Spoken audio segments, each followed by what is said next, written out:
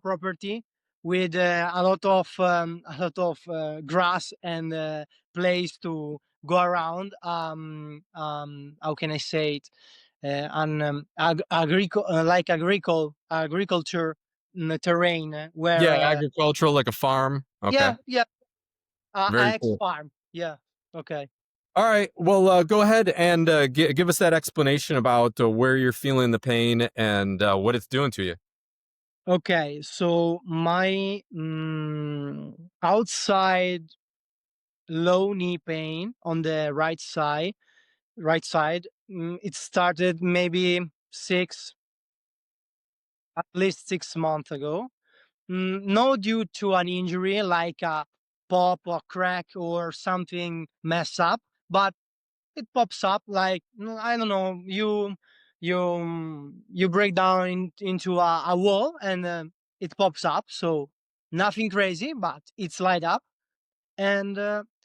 The pain is located in the insertion of the fibula in the knee, Hmm. so around the ligament, I guess, where is like mm, yeah, yeah, in that zone.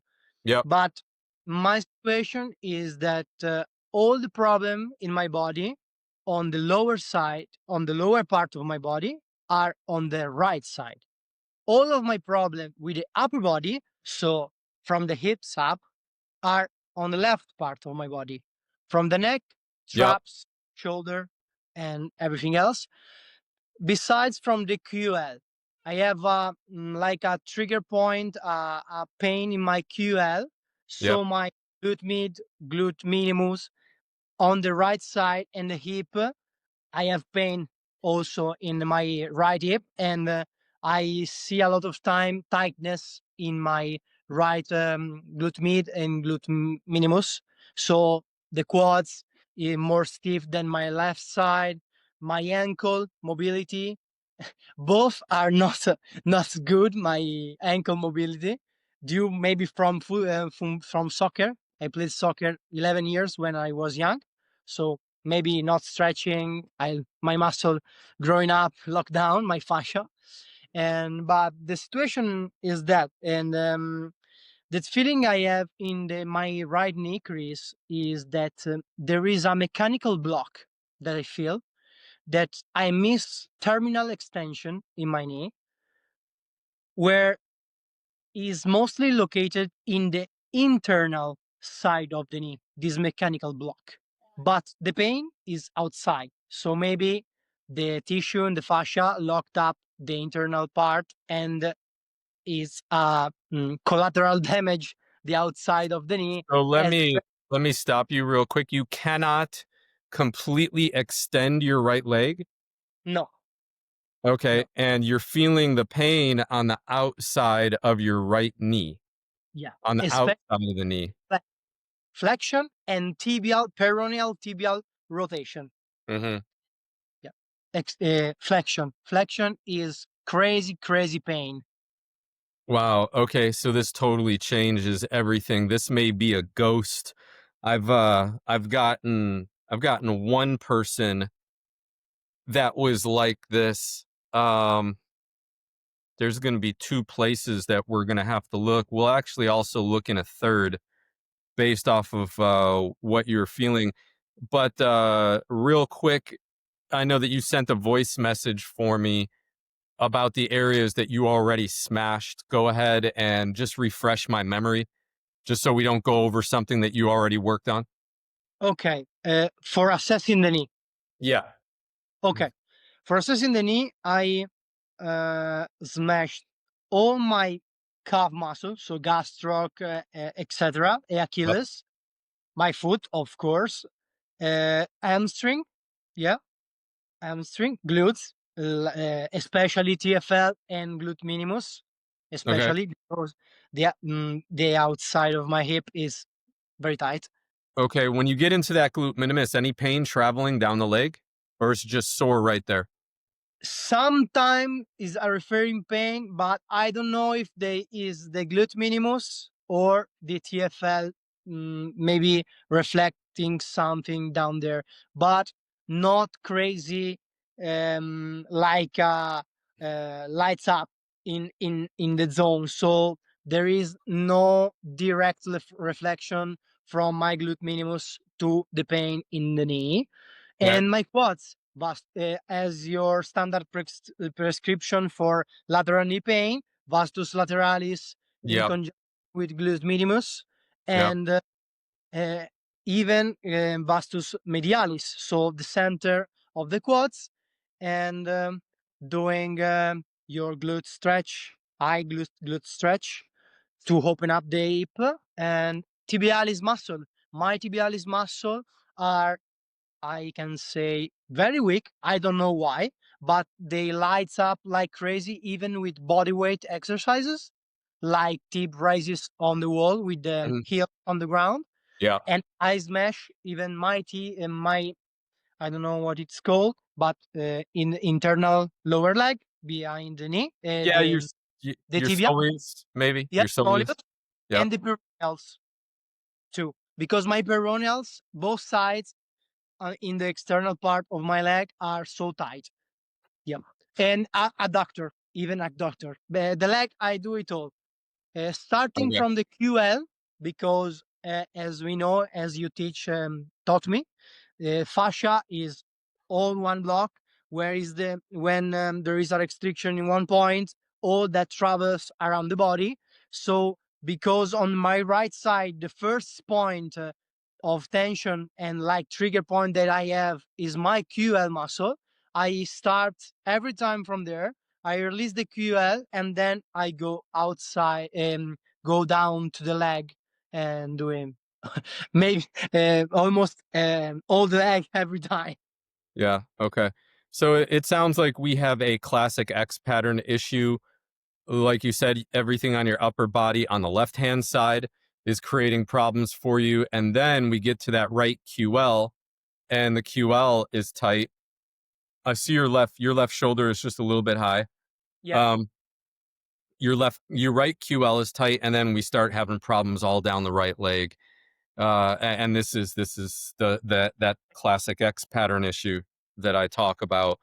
There are several trigger points around the glute medius, glute minimus, and in the glute max, actually, that will strangely refer pain down that hamstring and then also the side of the leg into the area that you're talking about. The ghost that I mentioned was I was working with one client who was having along the lines of the same type of pain, and I wasn't getting anywhere working on the outside of the leg. And when I got into the adductor and the vastus medialis portion of the leg, I was hitting something in the middle of the femur that was then referring the pain into the area on the outside of the leg that was creating the pain when he would bend his knee. And he was a golfer. It was happening in his left knee, actually. So that's an issue. The second issue, or the third, if it's not coming from the glute, if it's not coming from the adductor, the third way that area will refer pain is the fascia that connects the hamstring to your vastus lateralis and your IT band. If you look on an anatomy chart, that entire area is white. Okay, it's like you got the glute, which is all red. You have the vastus lateralis and the IT band, and then you have the hamstring. Okay, the lateral aspect of the hamstring. And then you have this Okay. big white patch. And I've gotten in there for MMA fighters. I've gotten in there for marathon runners or triathletes. And people's faces turn purple. Okay, so when you're smashing out that vastus lateralis, you're almost too lateral, either laying on the foam roller or a ball, to not be able to hit it. And I found, some real restriction in there. And what ends up happening is instead of the hamstring and the vastus lateralis functioning together but separately, it's kind of like you look at all these muscles as members of a family. You have five members of a family, and it's kind of like every day everybody gets up, they're living in the same house, there's the dynamics between living with one another. But then, 8 o'clock, 9 o'clock in the morning hits and everybody goes off their separate ways. The dad goes to work, maybe the mom does too. The children go to school, maybe they're at different phases of their life. One goes to kindergarten, the other one goes to grade school, and the other one's in high school.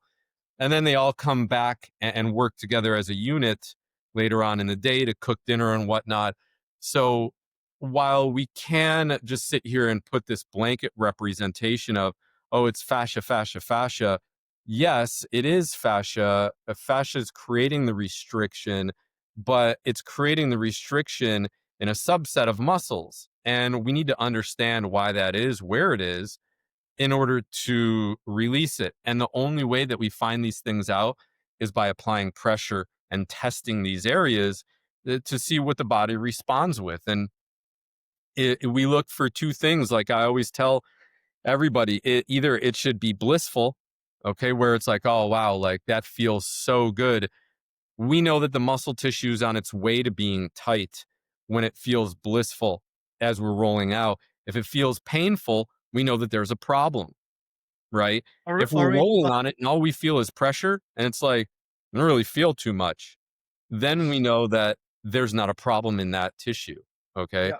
Pressure is not always going to equate to pain. It's going to either be pleasure or it's going to be pain. And if it is nothing, we know that the tissue's healthy and we just don't work in there. So, what I want to do, let's start off with a lacrosse ball. Gosh, I have everything in here but a lacrosse ball.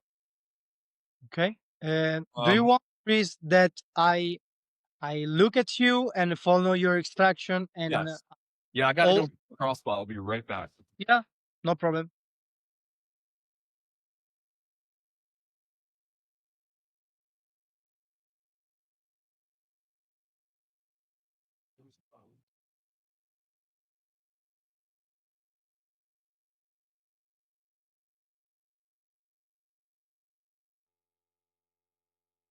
Do you want me on the ground with you, Yeah, Chris? we're on the ground, buddy. Give me one strike. I roll down the mat. Very good.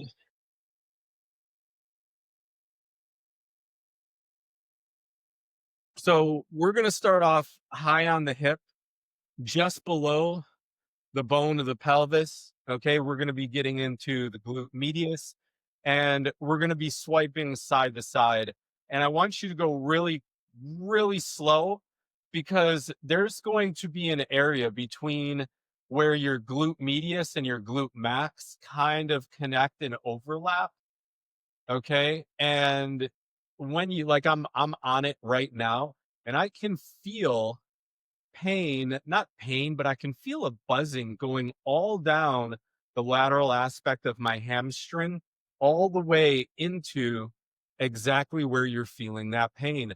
And a lot of times, if we're going too fast or we don't know where to look for it, then we're not going to feel it. We're not going to hit it. We have to be intentional, and I want you to go just very, very slowly swiping back and forth along the crest of that pelvis bone. Okay. Okay. See if you feel anything that is sending, an electric buzz down the hamstring into the outside. I I feel it in my glutes, going down in the glutes, but not in the outside of the leg. Okay. So if it's traveling, we know that that's still a problem. So I want you to work on that. We're going to work on it for at least 2 to 3 minutes. Okay. And I want you to breathe. You can do some things like extending the leg. Okay. If you pin that tissue down, you can also bring the knee into your chest as well to separate that tissue. Talk to those Golgi tendon organs and tell them to expand a little bit.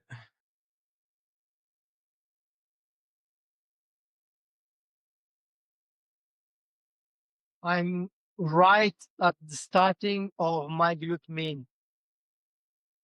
Okay. and like I said, we're searching for anything that starts to travel. Uh, it's totally okay if it doesn't go all the way down the leg, because if these nerves were okay, the pressure from the lacrosse ball would not be referring pain anywhere else. It's only when we have pressure on top of pressure that equals compression, right? And the compression of those nerves is what's going to overload their ability to take in that stimulus, and they're going to start to refer pain, or they're Okay. going to start to refer kind of a buzzing feeling. And Yeah. wherever that's traveling, we just want to pay attention to it and If keep you on. look at me, I can show you the pain arrive like in the on the out in the bottom part of my cheeks, Yeah. like at the starting point of my hamstring. It stops there. Okay. That's far. That's down far enough for me. Okay.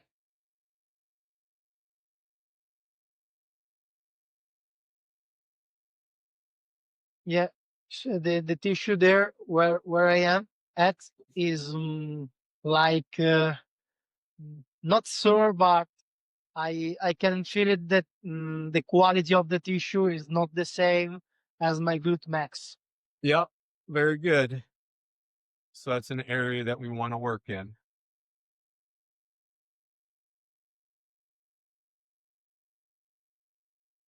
You want like a cross friction type of meshing, Chris? Yep. Yep. Cross friction.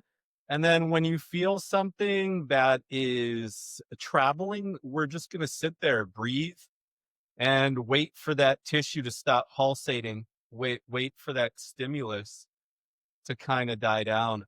What I want you to do now is just work your way down the glute. So go down maybe to like the belly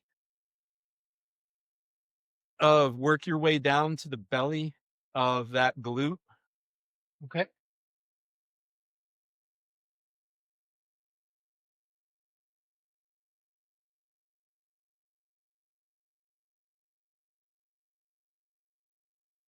and just search for anything that's tight, tender, sore, referring a buzzing feeling, referring pain.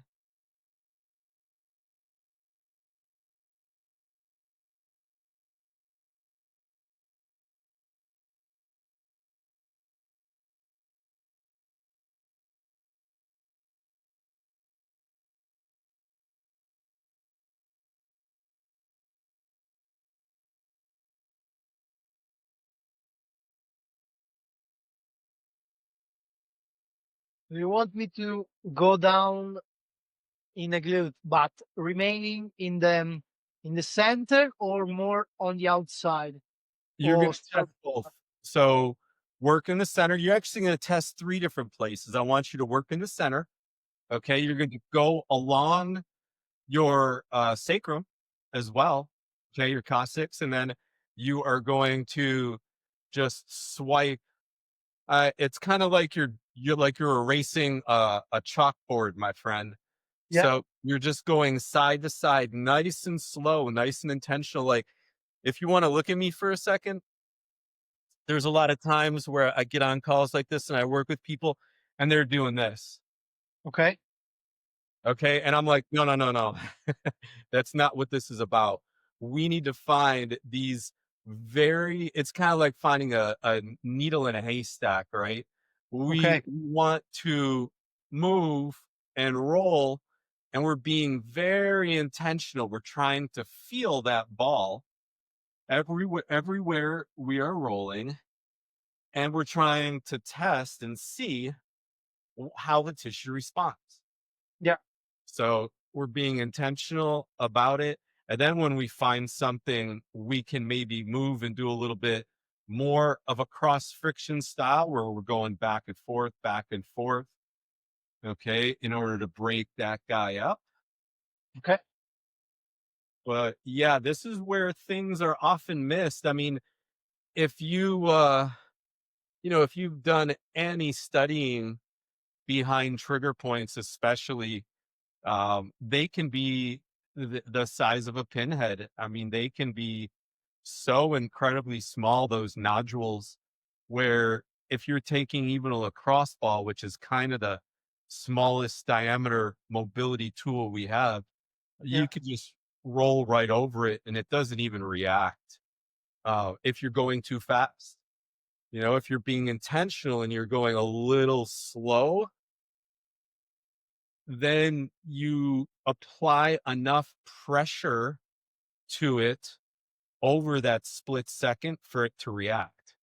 And you're kind of like, aha, gotcha, right Yeah. there. So whenever I'm trying to figure out what's going on, it's always just slow and intentional, kind of like my video raking the vastus lateralis Raking. YouTube, where people get on it and it's like a race. They're like, just rolling back and forth on that nice and It's not fast. the way. The leg is contracted, so the tissue's just bouncing off the foam roller. And I'm like, that's not, of course, that's why you're gonna get up and be like, that didn't do shit. Yeah. Of course. Of course it didn't do anything. Uh Sometimes even when you go, especially when in my experience, especially with the quads muscle in the vastus lateralis, when you go slow, sometimes the quads remain contracted. So you have to concentrate, to focus and relax the leg, because otherwise it gets tight and you're rolling around and doing nothing. yeah. We finding anything else in that glute? And the outside of my glute, even in the belly, the tissue is garbage respect of the inside portion of my glute. Yeah, sure. So that's the area that we're working on, closer to that head of that femur. Yeah. How far down on the belly of the glute do you want me to go, Chris? I'll go all the way down to where the insertion of the hamstring gets tucked up Okay. underneath it. Typically there isn't too much down there, but I will always check. But it makes a lot of sense, and this is typically where I find a lot of those problems are on the outside of the glute, right where the glute is inserting on that greater trochanter. Yeah. And I just have to sit there and I peel it off with my elbow, and I unglue those fibers, and then all of a sudden, whatever nerves are traveling through on their way down to the foot get untrapped, and they don't pull, and they don't refer that pain Yeah. anymore. We're gonna do this for about 45 more seconds. So that was 10 minutes of total work on the glute.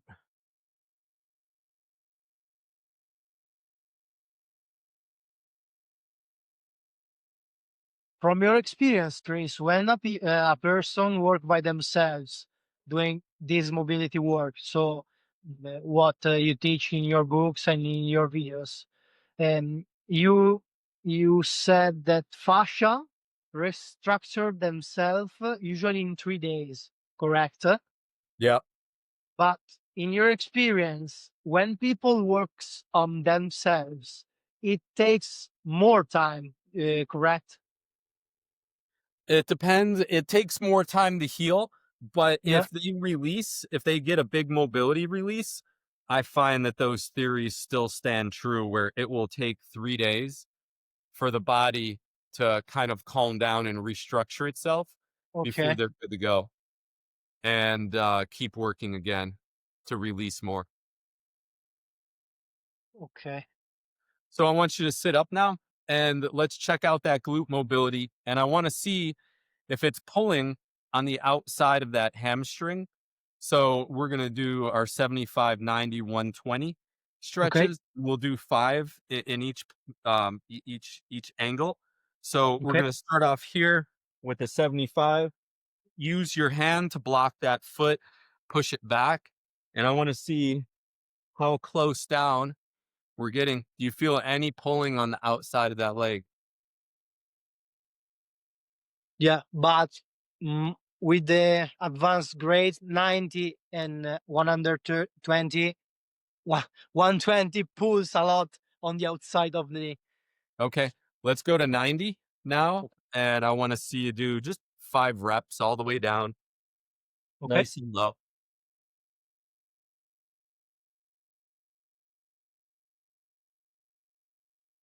And what's the feeling like on the outside of the leg? Uh, Not very much. In inside portion of my hamstring, I feel something. Let Aha. me check. Okay. On the outside of the knee, yeah, of course, and on the glute, mid Okay. extended part of my glute. Let's go to 120. So kick that leg out a little bit more, and I want to see how low you can get down and just do your best. So we really don't have any restriction there. There aren't very many people that can get down on that 120, to the leg. So I really don't think that it's anything serious with the glute. Do you have a foam block, a yoga block? Yeah, let me bring it one moment, please. Okay.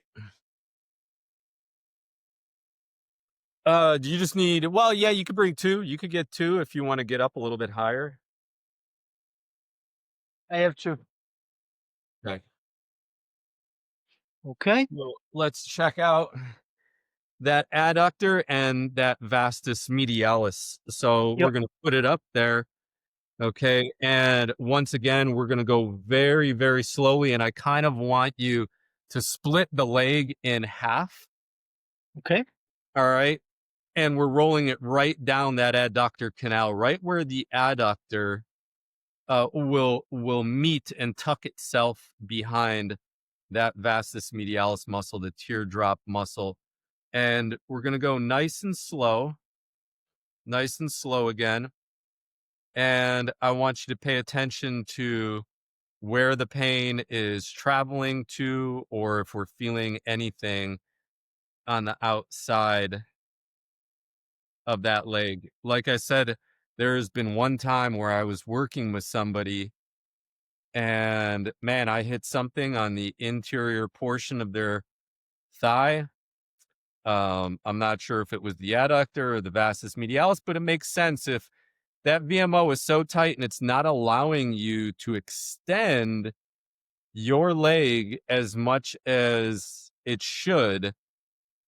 It makes sense that there would be pain on the outside of the leg referred as well, because of how tight the inside portion of the leg is.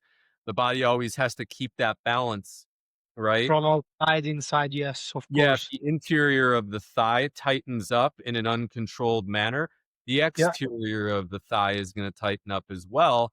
But a lot of times, when you work on the problem, the symptom that you're having of this pain on the outside of your knee will light up. Okay. And it's the same with back pain. A lot of times, somebody will come to me with pain in their right side back. And as I'm working down the left side and I'm pressing into the left side of their back, Yeah. all of a sudden the pain starts to light up in the right side of their back. And they're like, what the heck is going on? And it's just the body, trying to stay in balance. That's all it is. I can already tell you, Chris, now and in my past mobility experience, that the abductor in all the muscle in my leg is the most painful Yeah. every every So, time. so this is an area that we have to work continuously. And like I said, in our pre-call, Yeah. okay, is a lot of times these things that we have created over time they can either be very simple or very complex. And the simple one is, like I said, we get on that glute minimus, and the pain goes right down the leg into the back side of the knee as well. And it's like, oh, well, that was easy. Or, Yeah. the more complex is, yeah, we have an issue from left to right. We know it's an X pattern. This developed over a really long period of time, and we need to be patient with ourselves when we are undoing that pattern by ourselves. Like I said, if you lived anywhere within 20, 30 minutes or maybe an hour of me, I mean, some people have come from Montreal, some people have come from Vancouver and Canada to see me because their pain has been, that severe. Regardless, if you were to able to travel to see me, I can find these things and fix them in a much faster way, um, just because of the experience that I have and knowing all the mechanisms in play. It's much Yeah. easier when I have my hands on you to feel where the tissue is going wrong and how to get it right, because I've done so much work for 25 years. Whereas when we're exploring it together or you're exploring it yourself, a lot of people don't have that one case scenario Yeah. where the tissue on the inside of the leg was referring pain on the outside of the leg. Uh, a lot of people with back pain, there's that one, two, three times where I've found an adhesion in the outer thigh Hmm. creating the back pain for my clients. So nobody would say, "Oh, there's an adhesion in my thigh and that's why I have back pain." But I found Yeah. it in three people, and I include those scenarios reluctantly in my back pain Bible because I don't want it to be too long. Yeah. But I'm remiss if I just leave it out, and then I'm not helping people to the best of my ability. I I feel. go to the knee, Chris. What's that? Oh, I go all down to the knee. Yep, yep, go all the way down to the knee, and, we're trying to see what we feel. Uh, at the starting of of this mobility exercise, you told me to split the leg in two. So now you want me to stay more on the quad parts of the Yes, adductor, as you go correct? lower, you're gonna want to go more into the belly of that vastus medialis muscle. You're gonna go more into the belly of the quad. Okay.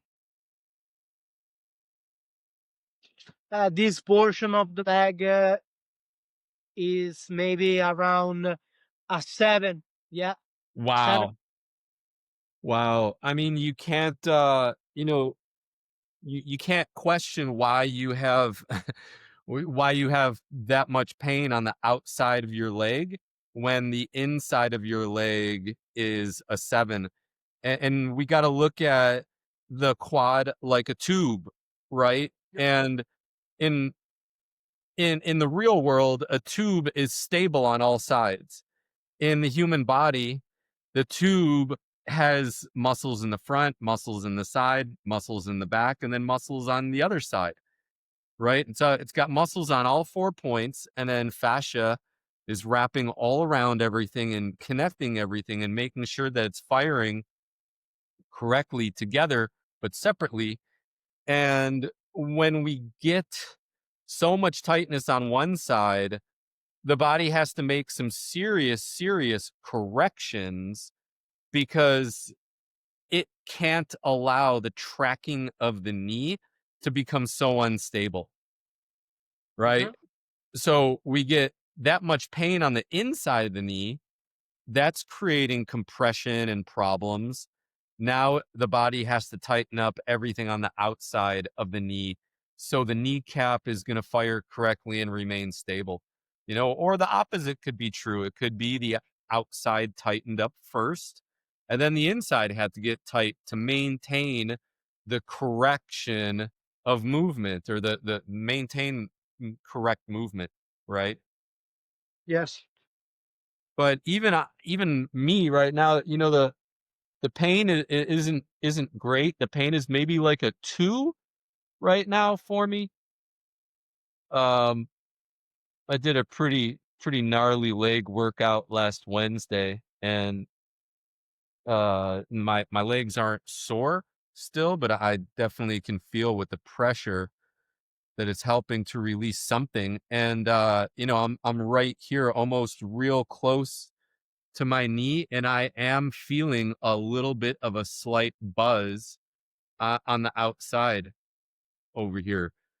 But that's my body, and it may be willing to give that tissue up because my leg is a little bit more stable than yours. You see what I'm saying? Yes. So just because you're not feeling it doesn't mean that your body isn't responding the way that it should.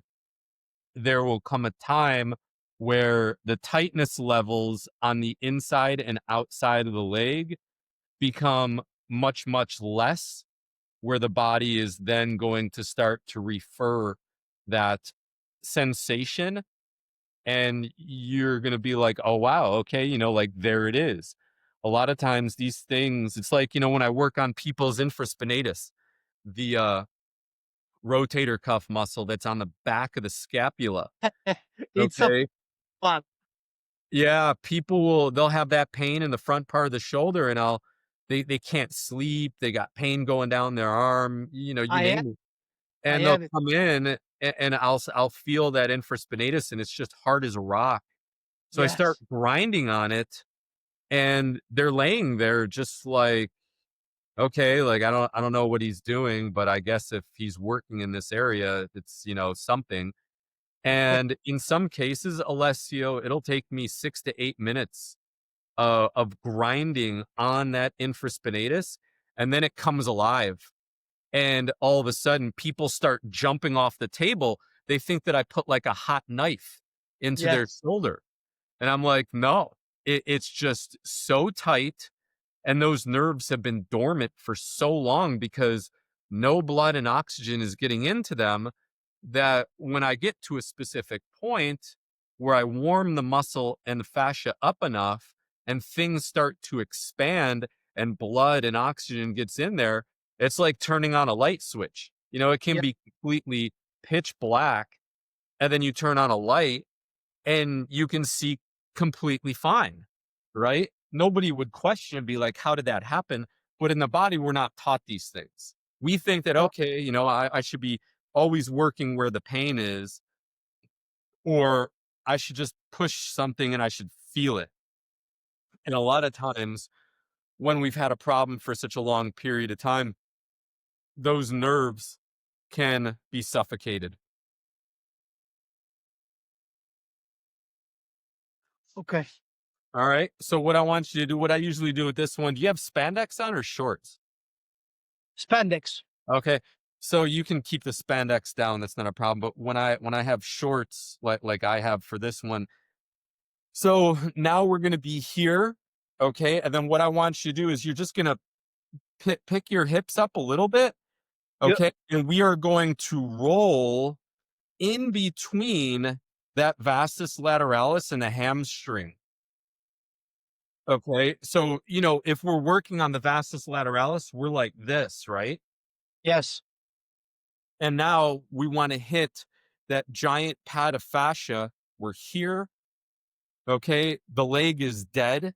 We're just letting the leg relax as much as we can. And I'm turning the foot out a little bit, and I'm applying as much pressure as I can into the tissue. There are times where I can just relax the leg in a sore spot. Like I found a sore spot right here. It's maybe like a 2 or a 3. Right below the T-band. Correct. Yeah. Okay. Yeah. Are you feeling, is it tight, tender, or sore back there? Yeah. in the upstream near the hip. Yeah. So we want to work the entire line from the hip all the way down to the knee. And we're going to go nice and slow.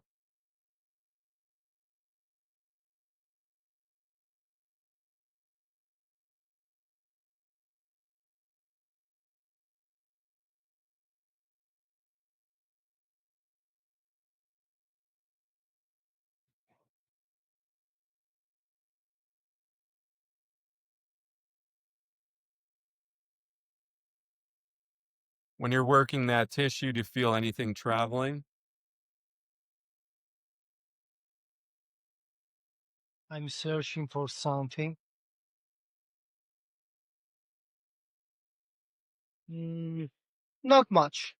Uh, as I told you, in the upstream, near the butt, near Yeah. the incision, here where the hip bone Yeah. starts, um, there is a ball of tissue that I find tight, Yeah. like So that makes a lot of sense. Okay. And I'm gonna do it like this. So if we are imagine that my shorts keep continuing all the way down to the ground, right? If I yeah, take something here and I bunch it up and I get it tight, right? sure, You see how it starts to pull that tissue north. Okay. So that becomes a problem for the body to deal with. And it would make sense too that if you're a little bit tighter by the knee and you're a little bit tighter north in that hamstring, X those spot, are equal and opposite points. Okay. That the body is trying to tighten up in order yeah, to keep the knee stable when you're yeah, walking, when you're running, when you're lifting weights, right? It doesn't always have to be in I don't really find it too often that, if you have a knot on one side of your leg, you also have a knot directly on the other side, like they're never really in alignment. no, It's no, always one's upstream and one's downstream, and they're sitting there like trying to hold so tightly, right? And they're always almost opposite sides from each other. In fact, I have this upstream part like glute complex and the insertion of the hamstring where we are doing this exercise. The internal part of my abductor from the mid thigh to the knee is 8.5. Wow. From the mid thigh upstream in the inguinal part is a 6 and is like a blessing, as we said before. Yeah. And then we go past the knee. So on the lower leg, we go on the outside. So an X pattern on the peroneals. My peroneals are tight as F. Yeah. Yeah, so this is how your body's just dealing with everything. And it seems, Alessio, it just seems like you have to work the entire chain as often as you can. It's got to be at least once a day. And Yep. then, if you have any free time here, there, or wherever, you work on the areas that are eights until they calm down to around fives or sixes. And you just keep on evening everything out. It's like if the inside portion is a five or a six now, because you worked on it, and the outside is like a nine and a 10, then when you have that free time, we're not working the whole chain. We just work the areas that are now the nine and the 10, and they calm down to a six. And maybe another area pops up and it's like a seven. You work on that, and now it's a five or a four. And then the outside of the leg is a seven instead of a five or a six. You work on that, and then it gets down to a four. You see what I'm saying? And Yeah. you're just constantly putting out these little fires with that extra work, until everything kind of settles down and it gets itself sorted out. How old are you again? 26. 26? Yeah, I'm working. I just started working with a gentleman who's 25 years old, has tendonitis. You know, playing tennis, playing basketball, going for runs, and he's just in terrible shape. And I'm like, wow, man. And a lot of times it doesn't make any sense whatsoever why these things are occurring so young in age when the body is geared for millions of cycles. But I've just learned that these are the cards we're dealt, and that we're blessed to understand that we can get rid of it ourselves if we just know where to apply pressure and when and for how long. And as long Yeah, as you're willing to put that work in, which obviously I know you are, everything will be all right. yeah. Even near the knee, so in the lower part of this tissue that we are working on, and Yeah. is tightness. So Yeah. uh, almost nothing in the center of the leg of this tissue, but Yeah. I feel a congestion like 5-7 centimeters uh, mm, upstream of the knee and around the glute. So there are two zones in this tissue we are working on. Gotcha. Yep. That's oh, where'd you go? My phone You getting a call? sent me a battery notification. Oh, gotcha, gotcha. Not Yep. So that's an area you're working in as well.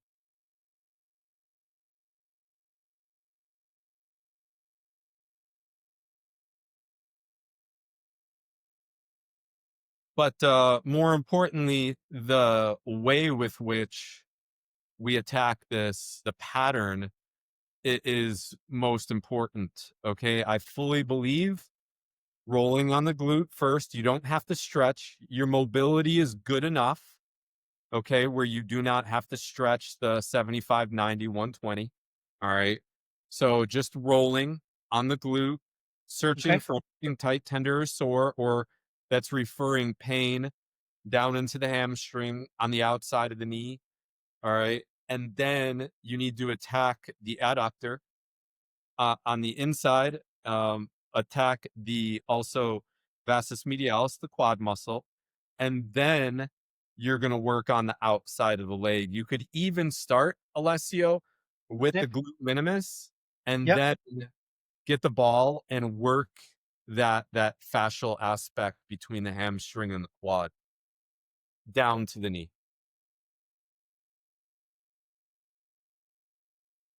I found myself going in this part of the leg when I'm working on my hamstring of the in the belly of the hamstring. Yep. So box on a chair on Yep. something, Yep. going scouring around in the inside portion, outside portion, and even with a lacrosse ball. Sometimes I take a kettlebell or a 45 plate, a 20-kilo plate, Yep. and I put the put it on my quad, and I try to like pin and stretch the tissue. Good. But I think I don't I didn't work on this tissue uh, enough, maybe. Yep, and then like I said, it's the manner, it's the pattern with which if you're just going after the outside of the leg constantly, it's never going to release when you have that much pain on the inside. The glute really, I always just clear because it's one of the first things that those nerves go through when they're coming Yeah, out of the spine. Right? yeah, So I always have to make sure that the glute is clear because if it's not, it'll pull on the hamstring and it will create pain down the leg. Not so much on the inside of it, but on the outside. And then we start looking at what fascia and muscle has to do to stabilize the knee. And what do we know? that adductor is always going to kind of like take over. Best the best example that I can get is RG3, right? Uh Robert Griffin III, when he was doing his vertical jump at the combine, his knees were literally like this, like he was going to jump up. And when he squatted down, his knees caved in so horribly, yet, teams still drafted him. They thought that he was the best thing since sliced bread. And what I think he had like three knee injuries, two ACLs, and then a meniscus or something like that. And then he was done playing football. How come nobody sees that and says, yo, bro, like you got some serious tightness in those adductors. We need to release that and get your glutes turned back on. They Yeah, just look at him as, no, you're a specimen on the field. That's all we care about. But it's kind of like buying a Lamborghini and then not having an insurance policy for it. You go yeah, take it to the Amalfi Coast and try to park it somewhere, anywhere around there, right? You can guarantee you're gonna come back to your car and it's dented, scratched, dinged. The fender might be hanging down from somebody else, driving by or parking yeah. next to you or whatever. Like it's just, why didn't you get the insurance policy? Uh, Chris, I go take my power bank. One moment, please. yep.